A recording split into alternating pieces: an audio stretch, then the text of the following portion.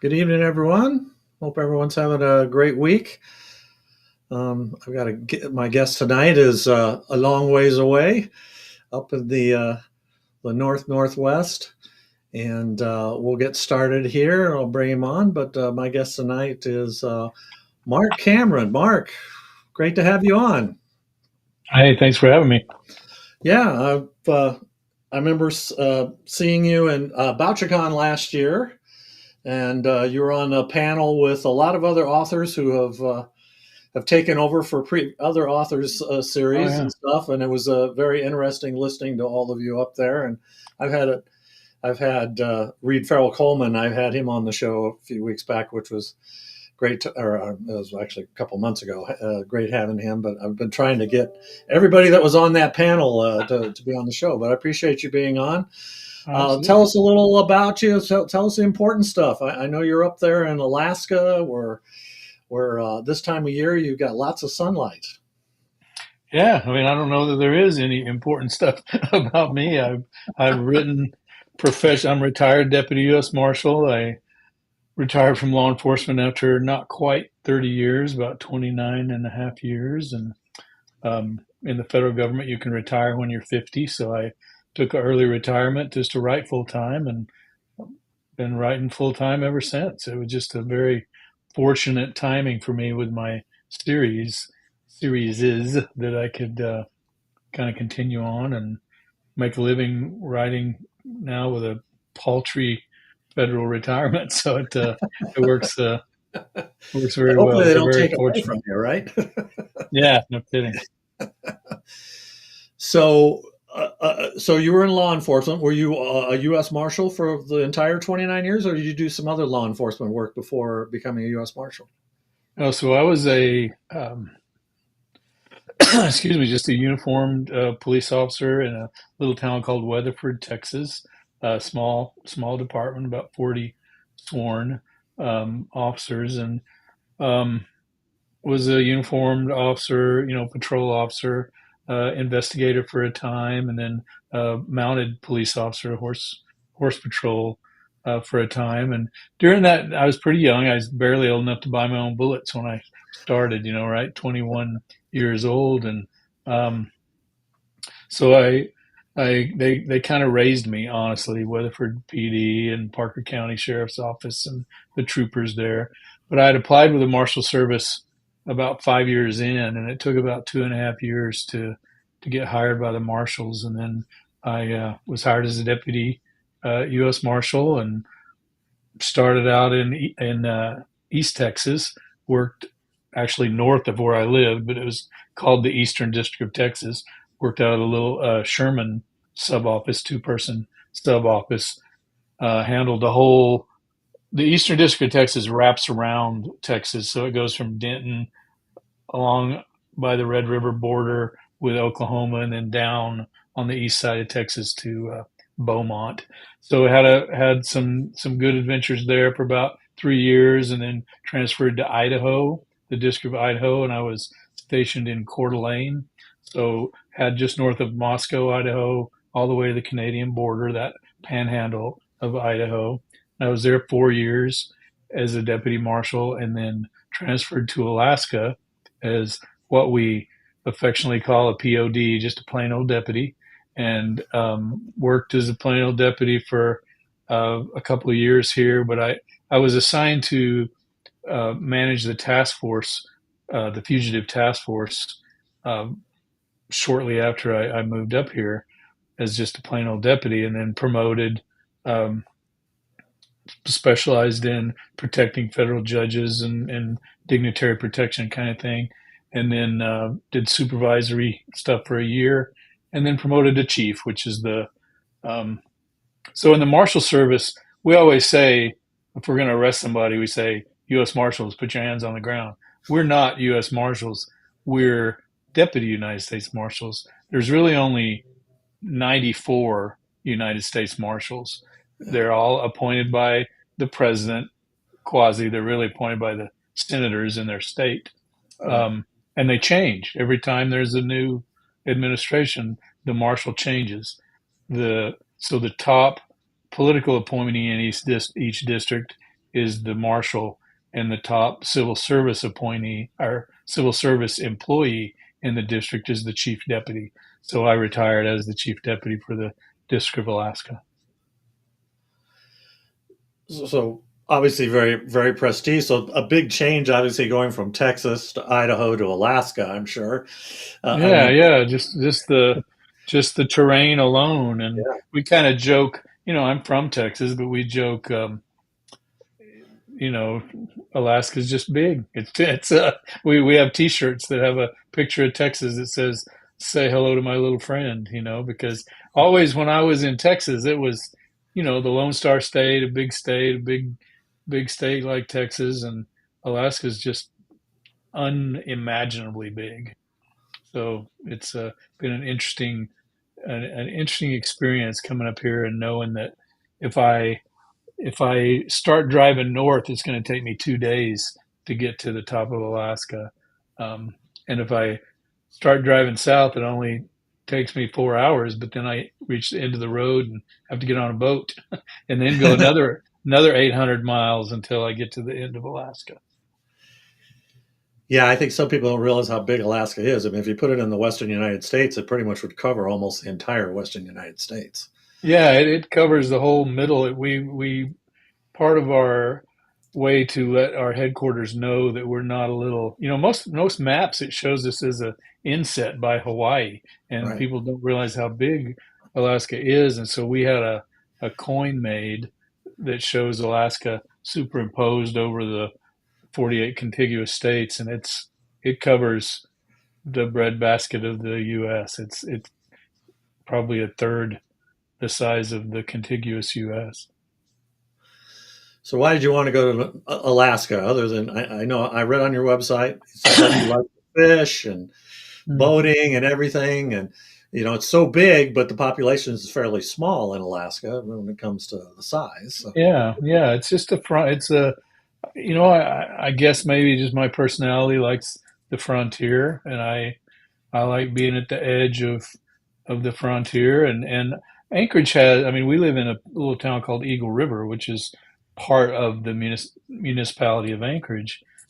So Anchorage Police, Anchorage Teachers, Anchorage Fire, but the municipality of Eagle River, and we got everything we need. We got restaurants and a mall and car dealerships and all that. But you jump on an airplane and 40 minutes from here, and they set you down. And you don't see another soul ever. I mean, you might it's just so wild and so amazing that it's like it's like stepping into the pages of a National Geographic. Still, even still, we've been here 26 years and 27 years, and it hasn't worn off. There are places that I have I still haven't seen, and places that I still want to take my wife and show her that I got to go to, with the Marshal Service, flying out to seize a vessel or arrest a bad guy or whatever, where the government paid my way to go out there. But it takes a bit of planning just to get to some places. We joke that the only three ways to get to Juneau are plane, boat, and birth canal. You can't ride there, you can't drive there. So um, there are many places like that. and of course, lots of wildlife, caribou and deer and eagles everywhere. I mean, are you a Hmm. hunter? Yes. Yeah. Yep. We have a freezer that's dedicated to game meat, and another freezer that's dedicated to my wife's um, salmon and halibut. We fish. In fact, she just got back from a big fishing trip, and they're processing coho salmon as we speak. They're at my son's garage, filleting and vacuum packing and putting it in the freezer. So your son lives in Alaska as well. So a little bit of a family affair. Well, for Kids. now, he's in the Air Force, so they just actually got here last year. He's a physician. He's an ophthalmologist, and this is his first assignment after medical school. He was an Air Force OSI agent, so much like my Jericho Quinn novels. When I was writing those, my eldest son was Air Force OSI. Our youngest son um, did live up here. He was Anchorage police for a little more than 8 years. But they live, so I have three kids. We have a daughter and son-in-law that live east of Seattle, and then a son that lives on the East Coast, and then one up here.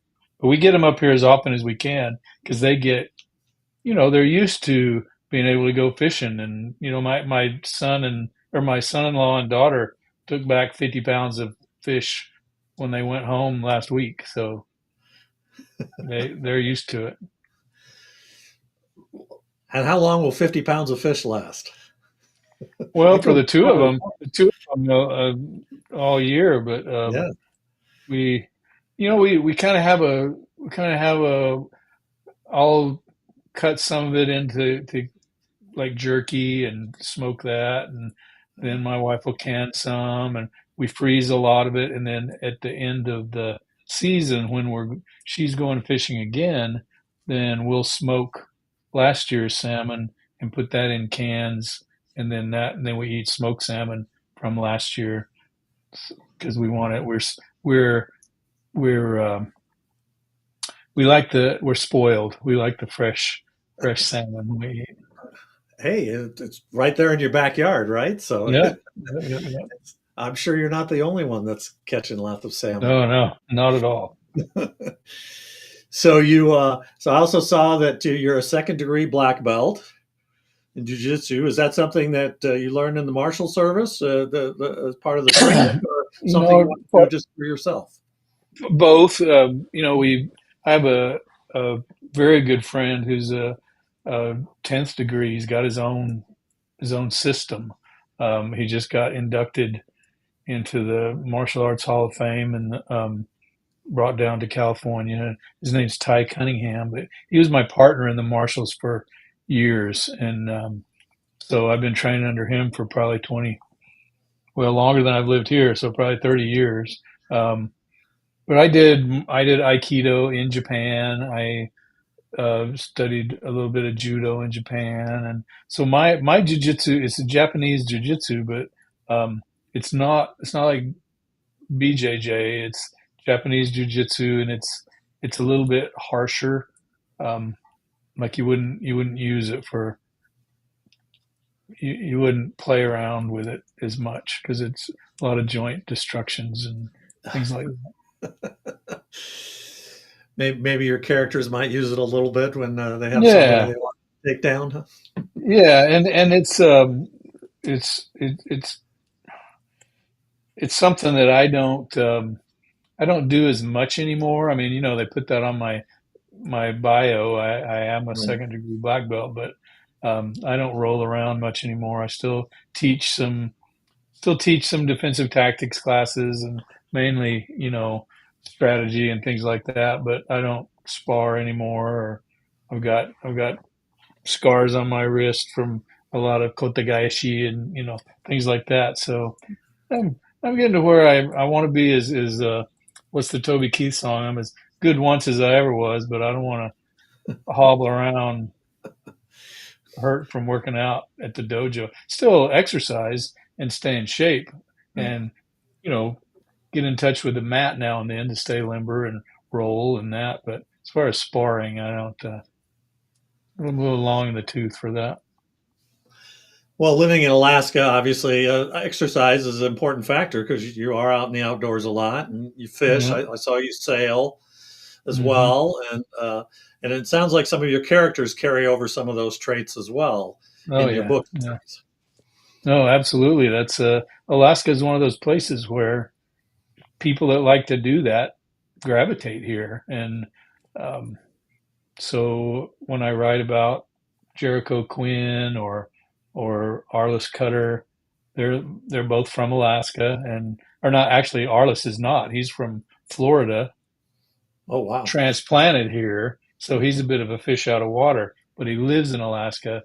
He's an outdoorsman, and so he gets to learn about Alaska as the reader does. So that makes it kind of fun.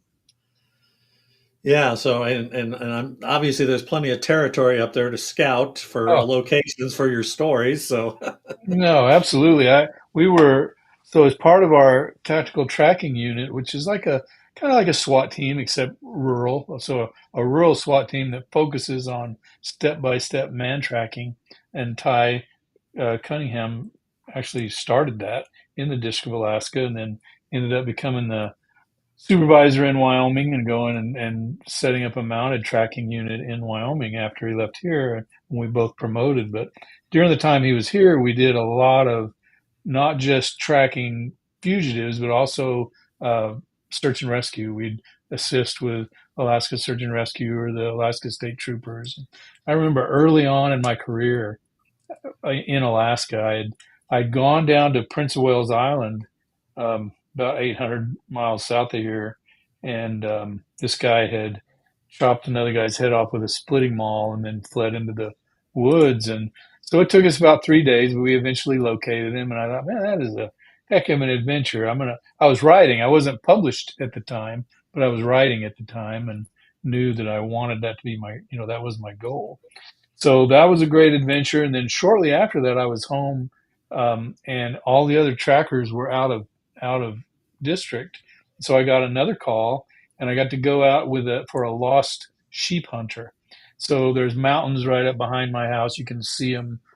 My oldest son ran cross country and he used to run up to them, into bear country all the time when he was in the high school. But there's Dall sheep, which are like bighorn sheep but white, Right. and brown bears and all that up there. So quite a large mountain range there. It's all state land. And so they knew where this sheep hunter had killed his sheep, but then he disappeared and they couldn't find him. He didn't come home and he was gone about 8 days. So they flew me up in a helicopter with a trooper and dropped me off at the place where he the last the point last seen, the place where because the troopers knew where he killed his sheep. They had checked his license and all that, and then they flew away. And then he didn't come home, and so I tracked him from the place where he got the sheep, tracked him back to his spike camp up in the mountains farther, found where his tent was, but it was gone, where it had been, but it was gone. And I remember distinctly it was it was amazing because I didn't have to climb the mountain. I got dropped off via helicopter and then, did my bushwhacking and ridge running and all of that.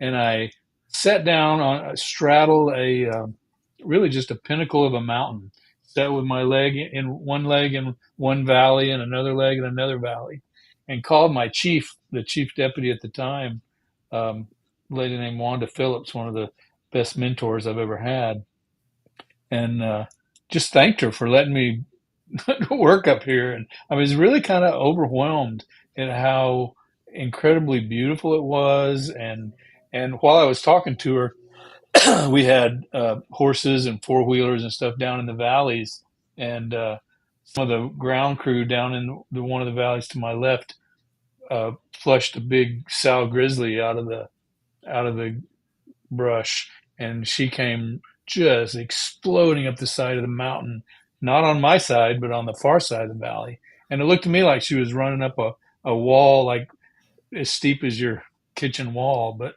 and I just thought, man, I need a bigger gun. This little thing that I got here is not big enough to handle those things. But just there's just story after story after story that I got to experience, and I don't put them directly in the book, but they definitely inform my books, that wildness and the way the weather and geography and um, yeah, they all play a big part. So who were some of your so you knew you wanted to be a writer somewhere along your life. You were a big book reader, I'm assuming. You enjoyed. Were there any influences that helped influence you in your writing through the years that you always enjoyed? Oh yeah, so my aunt is a retired librarian, and we lived in Texas and she lived in Utah, and she would come visit us. And my parents or my mother and her family's from Louisiana. So my my aunt was a bigwig with the library in Salt Lake City, with a very big public library. So she would bring box after box of discarded books, books with a torn page or Mhm. a crayon on it or whatever. Excuse me, I got a little cough today. Anyway, she would bring them to us every summer. And one year she had gone to the American Library Association um, conference, I guess, the ALA conference. And I guess that would have been 1969 or 70, because there was a writer there named Wilson Rawls who wrote a book called Where the Red Fern Grows. And she got me a signed copy and brought it because she knew I wanted to write. I was 8 years old, but I was writing books about Sammy the bird and goofy stories. And I mean, I have pictures of myself sitting on the floor just writing. It is a compulsion. And my aunt really, really supported me and brought me this book about, I mean, Where the Red Fern Grows remains one of my favorite books. Um, and I read that and thought, yeah, I could do this. I could really be because it was about a boy and his dogs, and I was a boy growing up in Texas. And then we lived in the country the part of the state where Fred Gibson was from. So the guy that wrote Savage Sam and Old Yeller. So that's where I grew up. And so I read those books and then spent a lot of evening. We didn't have a TV. Or what TV we did have was a tiny little communal TV with a pair of pliers you change the channel with, Rabbit and hairs on there, aluminum foil, yeah, yeah, maybe, yeah, whatever. and very few channels, and we were out in the middle of the boonies, and so I did a lot of writing. I spent a lot of time sitting in the chicken coop or out in a barn or in my room, just writing stories. So those kind of stories when I was younger, and as I got older, I branched out and read. My had a just an incredible teacher in high school. I had told my dad that I wanted to graduate early and ride across the United States on my bicycle and then go to Alaska and live in a cabin and just homestead up here. And he thought that was not a very good idea, and so he he paid for me to go to like a like an outward bound kind of a school for a semester. So I spent my first semester of college basically hiking, canoeing, horseback riding around the Tetons, making a big circle in Wyoming around the Tetons, and really fell in love with the mountains. But in order to graduate early, I didn't graduate early, but I still took some summer school classes on the sly because I thought that's what I wanted to do. And so I was in a senior English class when I was still a junior in high school, and so I had a senior English teacher who she just really she just took me under her wing. But I was a terrible student, and I would not follow directions. I'd write my stuff in pencil when it was supposed to be typed, or and I remain to this day a terrible speller. um, and I was really involved in the theater, and my dad was a teacher, which is why we were poor. And he said, "You can't be in any extracurricular activities," because I like to be in the theater and plays, and then I ran track. And he said, "You can't do any of that unless you make straight A's." And so I was making A's in all my classes except English. And in my senior English class, when I was the youngest person in the class, and this teacher, Miss Skidmore, she was a great teacher, but she was really hard. I mean, really strict. And I remember writing a creative writing. You're writing essays and all that. And I wrote a short story, and I got it back, and she had just bled all over it. There was, you did this wrong, you did that wrong. Don't you know the difference in there, there, and there? And oh my gosh, what's wrong with you? And really just tore it apart. And then in red, and in the top right hand corner in pencil, she wrote, "Mark, this looks publishable to me." And she gave me a C minus, so I wasn't able to be in anything that year because it dropped my GPA down to a B. But it was the best grade I ever got from a teacher because she believed in me, and somebody that was that harsh, that strict, to take the time to write, you know, the way you did it is wrong, but this is a good story. This is a publishable story. So that would have been in 1978. And back then, there was a book called All the King's Men by Robert Penn Warren. And it was a Pulitzer winner, about basically loosely based on Huey Long, the governor of Louisiana in the 20s.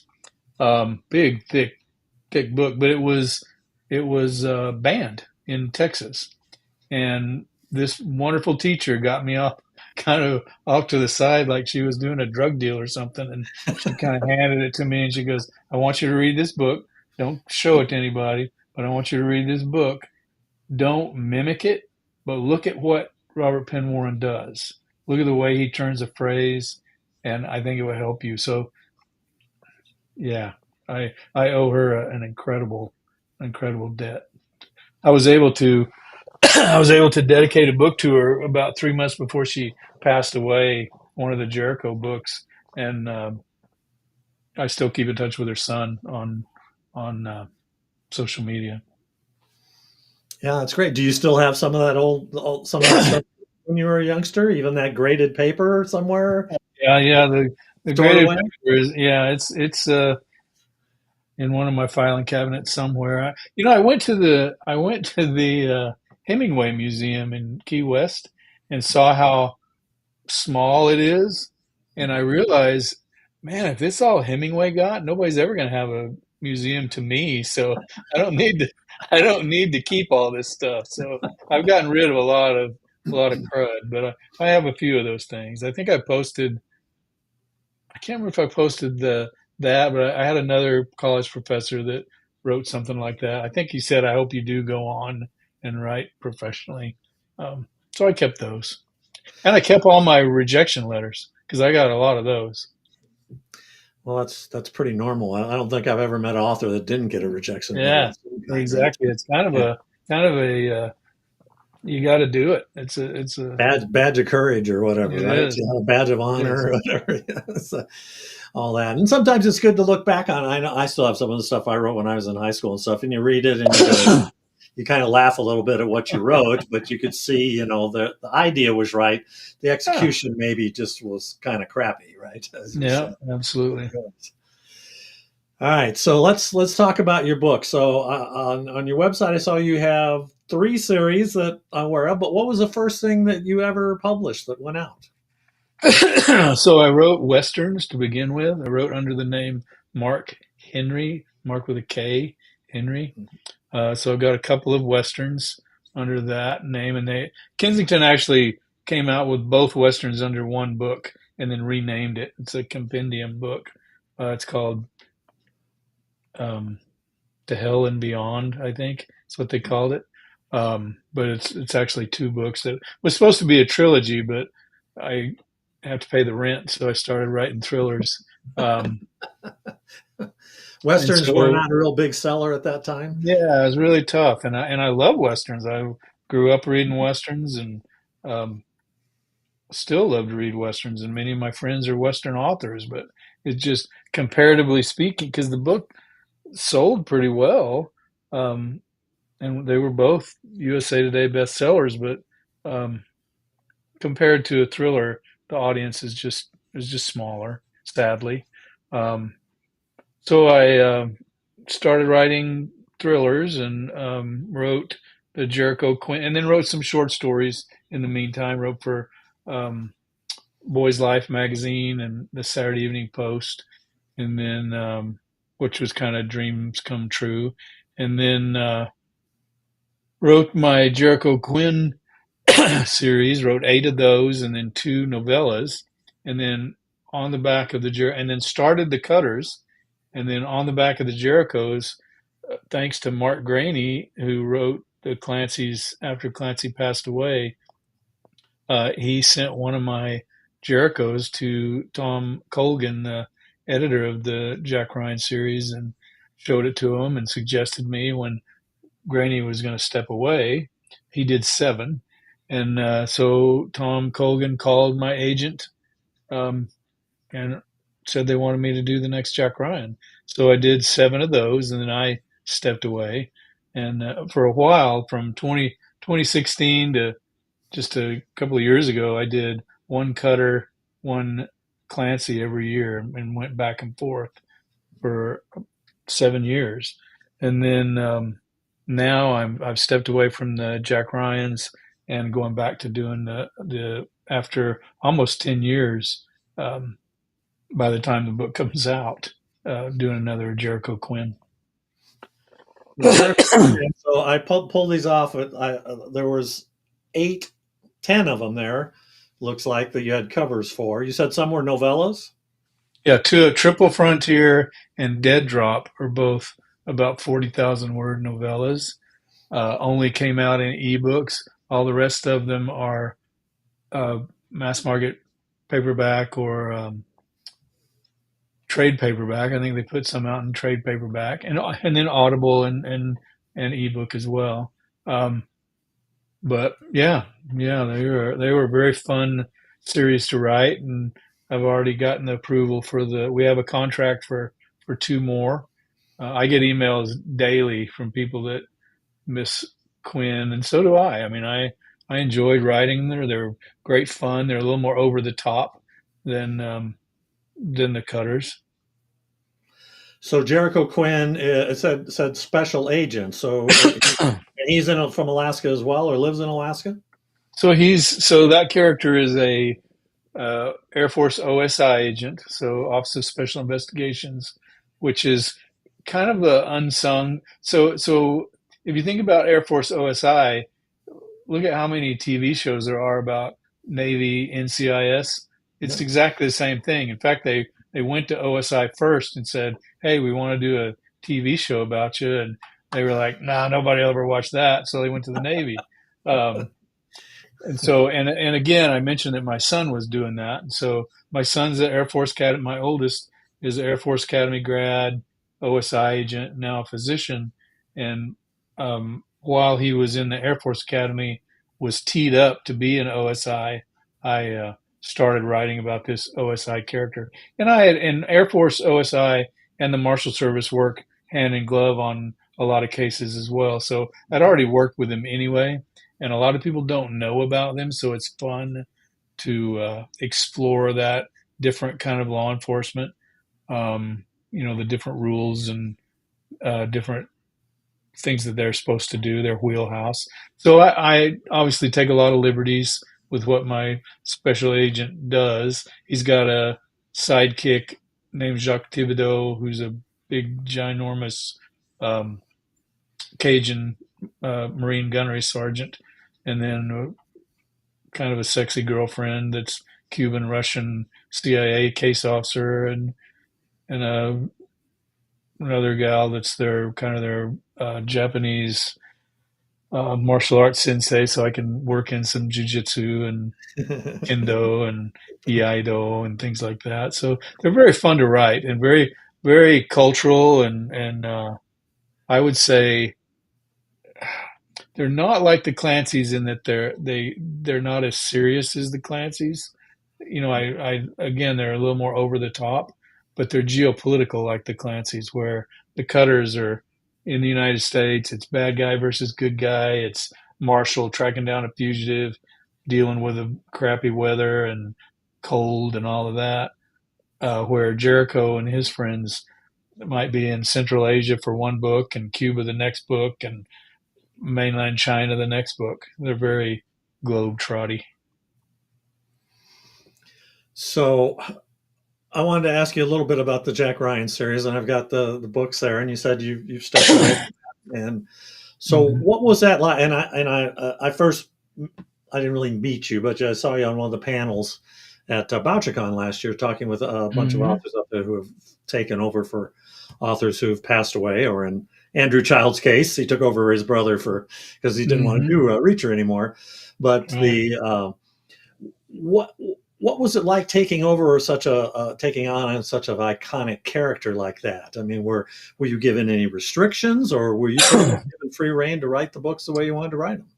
No, it's pretty terrifying because I Yeah. I love Clancy's stories. Grew up in law enforcement. Hunt for Red October came out when I was in the police academy in 1984. And so I can track my progression through law enforcement by when Cardinal of the Kremlin came out. I was doing such and such when, uh, each one of them came out. Um, and so Clear and Present Danger and all of that. So there's a lot of pressure. And in fact, there's a photo on my social media of me talking on the phone, and I look like I'm having a stroke. And that's the I don't know why my wife thought to take a picture because she didn't know who I was talking to, and I guess she thought, well, I better memorialize this because somebody surely died. Um, but it was me talking to my agent and trying to tell her all the million reasons why I couldn't do it. But so but I knowing so, and I told Tom Colgan, who's a fantastic editor, by the way, that he handles the Clancy Jack Ryan books, and I told him, if you ever ask someone to do this series and they're not terrified, you probably asked the wrong person. And he agreed, but he took a lot of the weight off of me. He said, Mark, don't worry about writing a Tom Clancy novel. Write the best Marc Cameron novel you can in the spirit of Tom Clancy. And so what I tried to do is write to a modern reader, because I believe even Clancy would write a little different nowadays. Readers just expect different prose than they did in 1984 and 1986 and whatnot. For one thing, we have Google, so we don't need a page to tell us what a K-bar knife looks like, right? There's a lot of description. I think he would kind of preened away. But so I just really try hard to stay true to the characters because those characters mean a great deal to me. And again, stay true. Some people disagree that I've stayed true to the characters, but those characters are older now, and it's not the same. And also, a lot of people that I get email from um, base their whole opinion on the movies, and the movies and the books are two different milieu.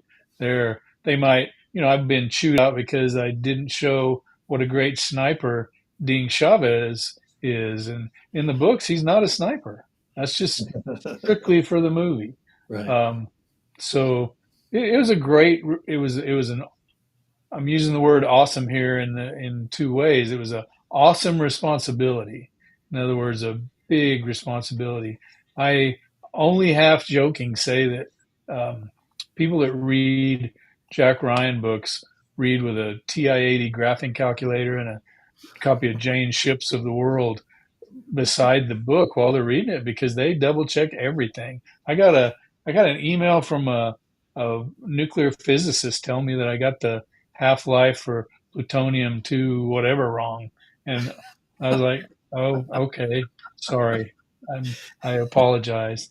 um, yeah, and I had it right in my notes, but I flipped it around. Um, I try to be very careful with my language when I'm speaking in Japanese or Russian or whatever. I double, triple check that for colloquialisms because people will check it. Um, yeah, so it was a incredible experience. Clancy opens doors. There's no doubt. I mean, my Jericho Quinns, a couple of those were New York Times bestsellers. Um, but there is no way that I could have called the Pentagon and asked a question and got an answer. They would have said, "What? Who are you?" But because I wrote the Clancy's, I could call a contact at the Pentagon and say, "Hey, I need information on uh, Operation Noble Eagle," and they're like, "Okay, let's get it for you." And then I got a call back from the guy that wrote the procedure. So there, and got to ride on V-22s and spend time with the different branches of the military, and so it was an experience that I will just. I'm super glad I had it, but I'm also glad it's over because it's very stressful. So I had Tracy Abertson on last weekend, and she was with the CIA, and a lot of her books she has to run through the CIA first. Was that Hmm. true of the Clancy series, where you had things had to go through the government to make sure weren't revealing anything? No, because I No. didn't have that kind of access. My Yeah. I would go out with go get on an airplane or a ship or whatever, and whatever I could see with the naked eye or whatever anybody told me. Now, that said, if I was like I had a young lady who was a captain in the Marine Corps that flew V-22s, and I corresponded with her a bit. Actually, named a character after her about what it was like to fly Ospreys, and so I would, if I'm talking to, and also a guy named Jim Lawler, who you might actually want to have him on your podcast sometime. He's former agency, um, just a hero in the agency. Very soft spoken guy, like you would like. Spies don't look like James Bond. They look like normal, everyday folks, or they're not very good spies. And Jim, he's out. I mean, he's in. You can look at his LinkedIn and see he was a case officer with CIA. But he's written a couple of novels that are just so realistic about the agency. And he said, I've stayed at his house. I, met him through a mutual friend with the Marshal Service, and then he's helped me with many of the Clancy books, and then my own books as well. And anytime that I would, and then another guy that's a friend of his that's passed away now, named Gary Strone, who wrote a book called First In. He was he led the Jawbreaker team that went into Afghanistan after 9/11. First In is just should be required reading for anybody that writes geopolitical books. But he passed away last 2 years ago, I guess. But I spent a couple of just incredible evenings at Jim Lawler's house talking to these men. And I knew that, they're drinking a little wine and talking. And so after we got done, I wrote out what I wanted, and then I would check with them. Hey, is this still okay if I talk about this? Because I don't want to hurt Yeah. one of my friends, and Sure. but I don't have to double check it with anybody. Yeah. So we want to talk about. You've got a new book coming out next week. I think it's Tuesday, and it's in the Arliss Cutter series. I think it's Deadline is the new one, right? Deadline. Yep, Yeah. absolutely. And there's the whole series there so far. So give Yep, us a I'm little just bit about Deadline. yeah. So Deadline it's follows Arliss and his partner Lola Tauriki. She's a Polynesian deputy based here in Alaska. Um, follow the biggest thing about Deadline, I think, is the weather. The weather is a major villain. The coldest I've ever been, the coldest temperatures I've ever worked in was 58 below and north of Fairbanks. Pardon me. And I put them considerably colder. And when you have to do things, when you have to go after fugitives or protect a witness or whatever, in this particular case, they're going after trying to stop some assassins that are going to kill a protected witness. When you're riding a snow machine and it's 64 below, it's not just 64 below. You're dealing with wind chill that can take it down to 130 below, and 130 below will your nose will fall off, like literally. And Right. so um, there's a lot of that in this book where they have to do their thing, but do it in Alaska in a kind of environment where there's nobody coming to save them because aircraft fuel turns to jelly when it gets that cold. So that was the fun of writing Deadline, was for one thing doing the research and then going out into some of these remote places, and then also just playing with what did I do when it got that cold, and what would I have done if I had a prisoner in that kind of weather, you know. Yeah, I mean, you'd freeze to death in seconds, and maybe even Oh yeah. much more than a minute. It's that cold. Yeah, it's And severe. machinery, like you said, machinery, gasoline, electronics It just probably don't breaks. work very well Oh, either.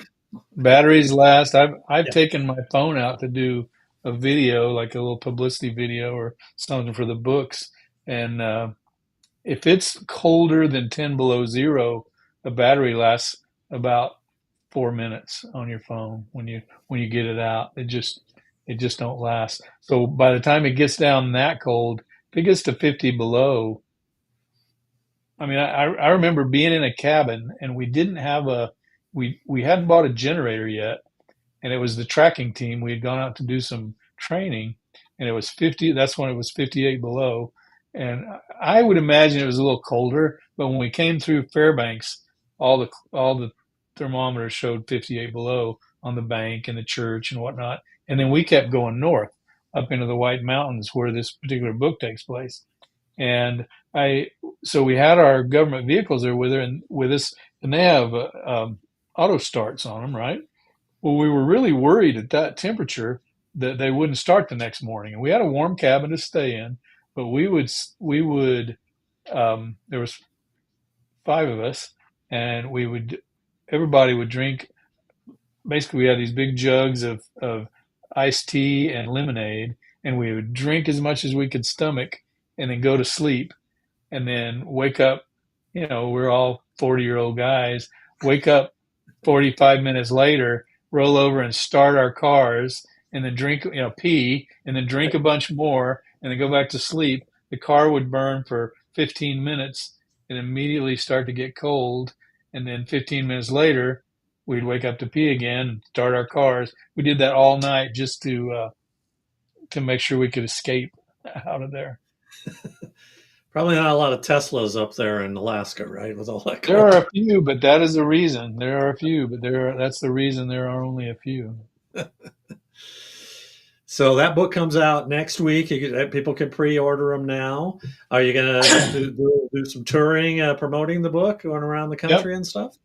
Yep. I just put the first part of the tour up online hour before you and I started talking.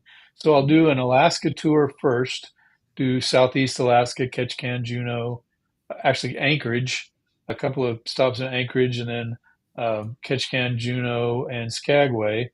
And then when I get back, I'm sure we'll do something in Palmer and maybe Fairbanks. But the schedule for the Southeast and the Anchorage ones are out. And then I have some family business I got to take care of for a couple of weeks with my grandkids, and then I'll head to the lower 48 in September um, to do a tour. But we don't have that worked out. And kind of a cool thing that it'll be up on the website here um, within a day or two. But I've already done the next book for next year is called Backtrack, and Mhm. a big part of Arliss Cutter's life is his grandfather Grumpy. So he was raised by him and his brother were raised by a grandfather in law enforcement. Arliss carries his grandfather's revolver to this day, and Grumpy's passed away by the time you read the books. But a big part of Backtrack is probably about 60% of it is a Grumpy adventure back in Texas in 1977, the year that Arliss is born, and then that plot arches over into Arliss Cutter in modern times, and so that's been a really fun one. But part of that book, in fact, the climax of that book happens on a cruise ship and then in Skagway, Alaska, and so we're team Expedia Cruises in Holland America is are teaming up with me to do a Marc Cameron cruise about that book next year. So in August we'll have a there I'll be on the cruise ship talking about what it's like to write a book in Alaska, and it should be really fun. I'm really looking forward to it. So you've got another Arliss book coming out after this one, and you said you've got two more in the Jericho Quinn series that in the future. So Yep. they're going to be alternating now Yep, that's the next hope. I year. guess so backtrack, yeah, 2 a year. Backtrack is the last one on my Cutter contract that I have now, but we do a couple at a time, and my agent will renegotiate, or I guess she's in the process of it now. I don't pay attention to that. It's too icky. But That's her job. but yeah, but Kensington has been incredibly good to me. I've written. I've written for Kensington since my first Western, and then I ghost wrote some Westerns for Kensington back in the day. So it's been 23 years since I first started writing for Kensington, and they've just been wonderful. It's been absolutely wonderful. So, is there a book that you want to write that you haven't written yet? Oh, Something sure. different? Yeah. Lots of ideas. Yeah, yeah, lots of ideas. That's what I think you're a writer, so I'm sure you get this. People will come up to me all the time and say, "Hey, I got an idea. If I tell you the idea, we can you write it, and then we'll split the money." And I go, you know what?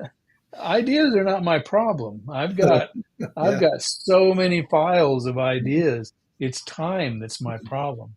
Right. And writing 2 books a year when you're 63 years old is that's not a that is not a task where I want to try to do another book as well because I have grandchildren and I've got Right. um, other things that I enjoy doing, and so I mean it's all research. I I think people think I'm joking when I say it's all research, but it doesn't matter if I go and have a wreck on my motorcycle or on a train going somewhere or flying to Iceland or England or whatnot. It's all research to me. I'm always looking about where I'm going to set the next story, the next plot, the next scene.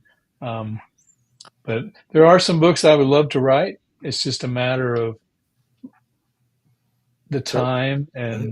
and whether my readership will go will follow me there. So I think my agent would yell at me if I decided to go write something too different than what I'm doing.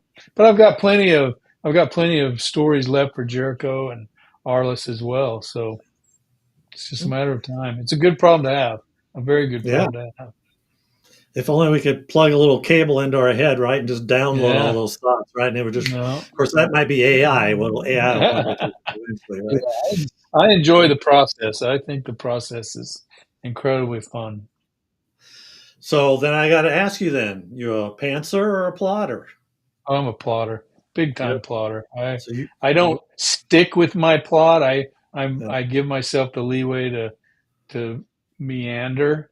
And a good example being backtrack. I got to a point where I was looking it over and I kind of reading over probably the third draft, and I just thought this needs a fight. This needs more altercation here. So I added some stuff in. I early on, so I do a lot of free writing, and when I was started writing my westerns, I would free write and then write, and I still free write and then distill those notebooks into scenes and then put the scenes on the computer because I write with a Blackwing 602 pencil or a fountain pen. I'm kind of a pencil snob, and I just really like writing. And I have tons of either this kind of notebook or a Rhodia notebook, and I just fill up a ton of them. I like the way the pencil and paper work together, and pen and paper. But so I will put all that on my computer, each scene, and then flesh. And this is inside baseball, but the way I do it is I put those scenes in Times New Roman, and then as I flesh them out, they're in Courier, so I can glance at my manuscript and know, oh, that part's written. That part's written. I've already addressed that part because it's in Courier. This different font looks like a typewriter, and so early on, if I got to a scene that didn't excite me, if I'm writing along and I think, well, I want to go write this scene's no fun. I want to get to the fight scene, right? I would skip it and then come back and do it later. I don't do that anymore. If I go to a scene that doesn't excite me, I throw it away. yeah, If it doesn't excite me, it needs to be rewritten, and that's kind of what I just did the other day. So I give myself leeway to not stick with my plot. right. Well, that's good because I know some people that the plotters, they have their plotting is almost as big as their book. I mean, it's Oh very yeah, detailed and all oh that, and yeah, yeah. So yeah, you do want to do that, and you want to let your characters kind of help you write the story as well. Sometimes stick their nose in there and change things up on you. Yeah, yeah, yeah, yeah. They certainly do. Jericho's girlfriend, Ronnie Garcia, was supposed to die heroically in the second book in the series because she wasn't even in the first book, and um, I just love that character so much. She's now his main squeeze, and she's been in every book since. So She was too important to get rid of. she And your really fans was. are probably like that. They might have been mad at you. You know, they get Oh, mad they at you were. sometimes when you kill people off. So, Yeah, absolutely. Had some people get very angry with me about a particular death. but that's in the end, though, it's a good thing because they're Oh yeah, passionate about what you wrote. So that's yeah, you always like that. yeah. So, are you a dedicated writer? Are you one of those that tries to write every day? I mean, obviously, it sounds like you try to have a good balance between the writing and your personal life, and there's what you enjoy doing. Yeah, I'll take a day or two off here and there, but um, when I'm not facing a deadline, I write 6 days a week, and then I try to take Sundays and write letters to friends and family, like longhand letters. I did that for a long time, and then only got 2 letters back. People would send me an email saying, "Hey, thanks for your letter," and I'm like, "Man, you're missing the whole point here. Let's start something." So I've kind of slowed off on that a little bit, but I write pretty much every day, one thing or another. Just um, I try to get an average of 2,000 words a day written, but it doesn't always work out that way. So we're coming up on an hour here, and I want to be conscious of your time. I got a couple more questions here, and we'll wrap up. Sure. But I always ask everyone that's on my show. The name of the show is Bringing Life to Characters. So, what is it that you do to get those characters to pop off the page to people that they are passionate if you kill them off about them? But any secret words of wisdom when you're developing those characters? Well, I know I'm not the first one to come up with this, but and so it's not a secret, but everybody in the story needs to think they're the main character in the story.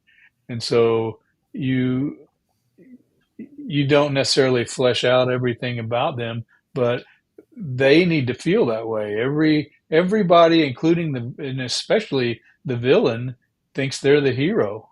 We Yeah. don't we don't look at ourselves as villains. And so, in the movie playing over our head, our movie playing in our head, we're the hero. We're the one in charge. And so I write from what a lot of people call like a over the shoulder third person.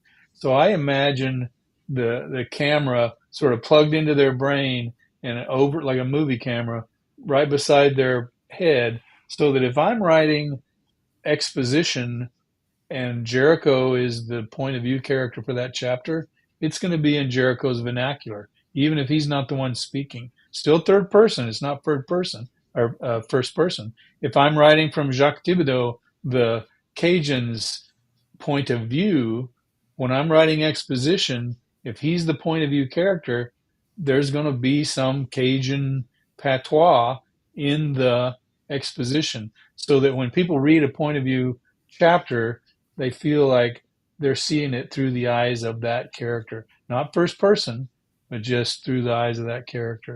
Um, so I try really hard to, and I also try really hard to keep the characters consistent and true to themselves. For me, when I get writer's block, it's generally because I've tried to make a character do something they wouldn't really do the way that I've got them created.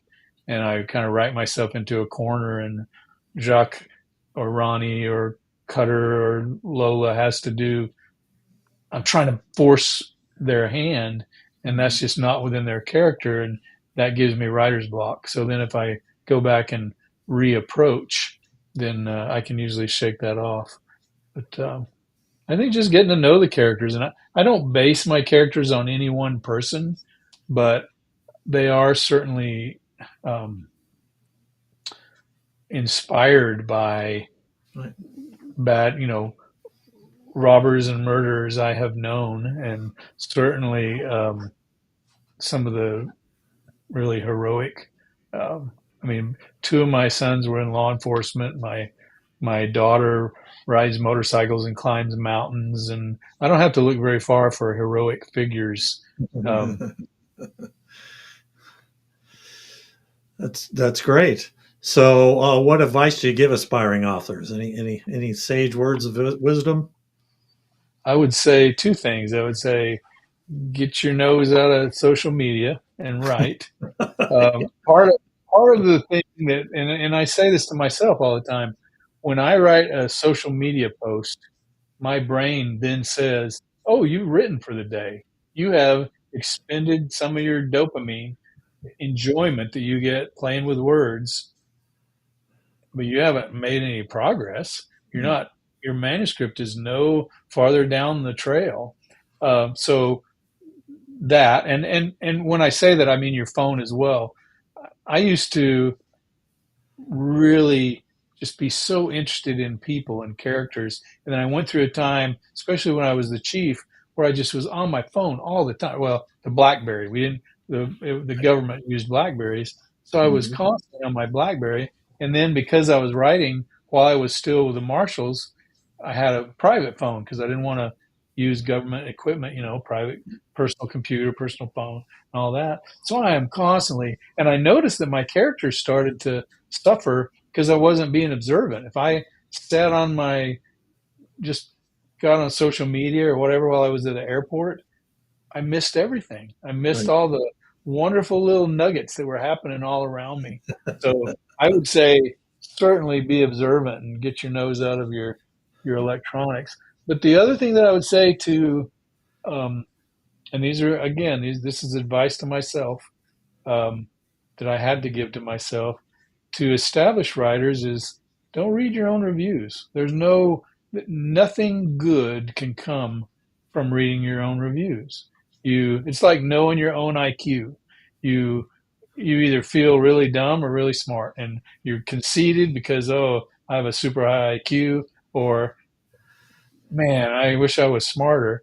So by the time I read, and I used to read my reviews, but I would get like 50 5-star reviews for a Jericho and not believe them, and then get one star, and it would gut me for days. And so by the time that I read a review for whatever book, and I'm not talking about Publishers Weekly or Kirkus, I'm talking about Amazon or Goodreads or NetGalley. Now, I will say I want people to leave reviews. Those are important. They're just not important to the writer. They're important to other readers and also, I guess, to our publishers that look at them and see that you're getting reviews. But um, and they help the algorithm and help Amazon keep your books being marketed and all that. But by the time somebody leaves a review on one of my books on, say, Amazon or Goodreads, I'm two books down the road. Well, I'm not going to change anything. The book's written already. Right. And sometimes reviews are, oh, you got that word wrong. Yeah, I did. You're right. Hold my face to the carpet. But sometimes I don't like red. I like blue better. It's so subjective, and so it's a waste of time.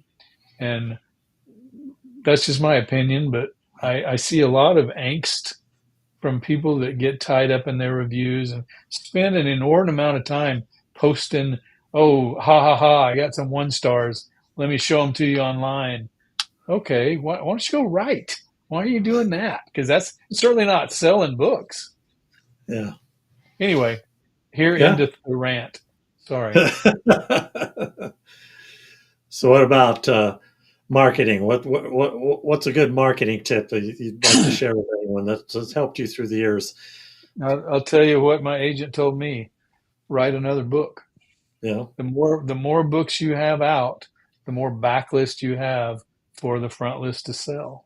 Yeah. And so um, I keep I I get on with the Jerichos because I'm a motorcycle guy and Jericho rides a motorcycle. So I'll give away 10 free books to people on Adventure Rider or something like that. I try to give people value, added value, rather than just getting online saying, buy my book, buy my book, buy my book. If I'm going to get on social media, I want it to be something interesting about Alaska, interesting to me because I love my grandkids and they're cool and they fish and hunt, and so I'm going to post something like that. But mostly I really think it needs to be added value, not just here's an ad, please go buy my book. Right. Not that ads don't work, they do work. And Kensington spends a decent amount of money on ads to keep my books in front of people's eyes. But going to book signings, getting to know booksellers, independent booksellers is important because there's so many books out there now that if you're not if they don't know you, they don't know that they can order your books.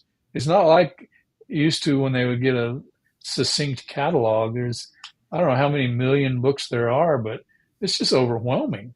And like 8 million new books a year, so or maybe a month. I don't know. Don't quote me on these numbers, but they're just it's just Googleplex worth of books, and you really it's personal relationships, getting to know these booksellers, and being nice. Just be go to conferences and be kind. And this thing that I've got with the